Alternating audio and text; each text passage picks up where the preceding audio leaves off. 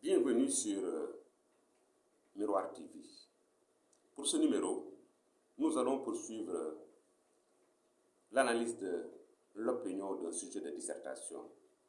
Nous avons vu auparavant que pour analyser un sujet de dissertation, il faut d'abord repérer le thème général, le thème précis et les analyser.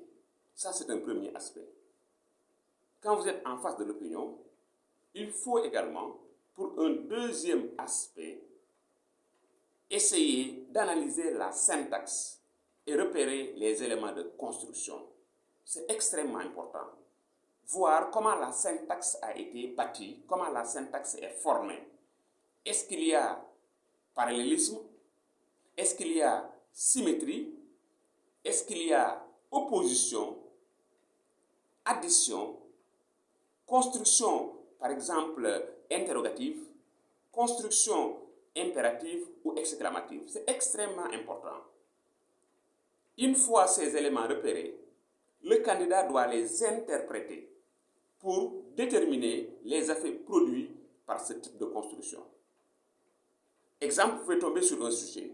La poésie ne doit nullement être assujettie à des convictions politiques ou religieuses. Elle est avant tout l'exaltation des pouvoirs du verbe.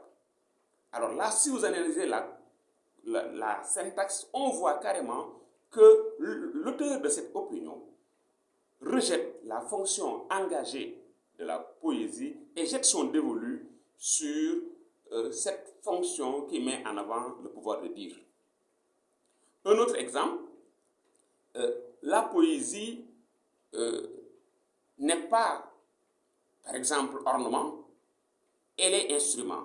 Vous voyez, là aussi, il y a un rejet de cette poésie esthétique et maintenant on privilégie la poésie comme étant une arme de combat. On peut tomber sur un sujet, par exemple, la littérature suscite espoir et inquiétude. Alors là, on est obligé de traiter, de prendre le thème précis, espoir et inquiétude en rapport de la coordination, de les loger dans une même partie. Donc voilà à quoi sert l'analyse donc de la syntaxe. Si on tombait par exemple sur un sujet, la littérature suscite espoir ou inquiétude. Alors pour espoir, on peut avoir une partie, pour inquiétude, on peut avoir une deuxième partie. Ça fait partie des difficultés auxquelles les candidats sont confrontés quand il s'agit de traiter d'une opinion de dissertation. Ça, c'est le deuxième aspect. Maintenant, le troisième aspect, il faut aller vers le repérage des mots clés, les mots porteurs de sens. C'est extrêmement important.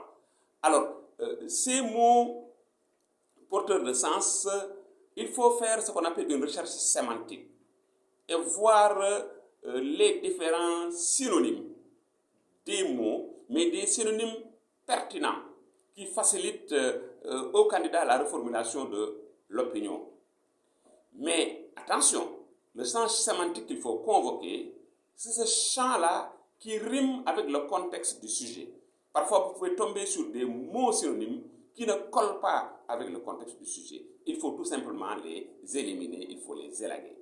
Donc, si je reprends, pour analyser une opinion de dissertation, privilégiez 3 éléments, au moins. 1. Repérez le thème général et le thème précis, analysez-les. 2. Il faut aller vers les éléments de syntaxe pour les repérer et les analyser. 3. Il faut souligner les mots-clés et les ouvrir.